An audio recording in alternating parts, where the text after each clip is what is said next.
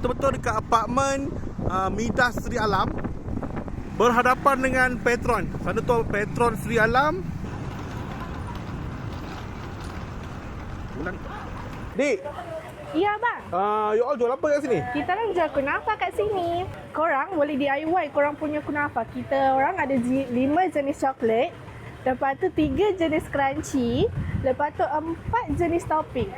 So korang boleh pilih korang nak topping apa, coklat apa, crunchy apa. Korang boleh DIY sendiri.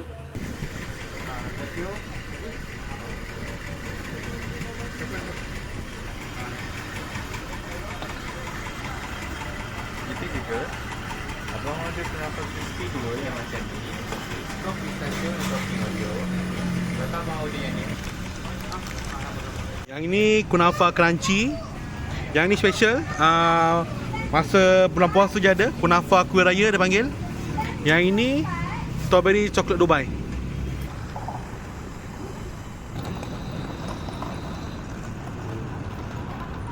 Lokasi dorang ni dia betul-betul berhadapan dengan Midas Sri Alam.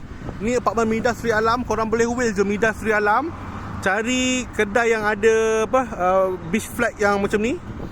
Dia berhadapan dengan Petron Bandar Sri Alam. Tu Petron Bandar Sri Alam. Dia dekat sini je. Okay, parking kat sini free. Lepas je Amansari Resort tu, korang susur kiri, masuk dalam ni. Dalam ni parking free. Ni dia orang punya parking. Parking memang banyak kat sini.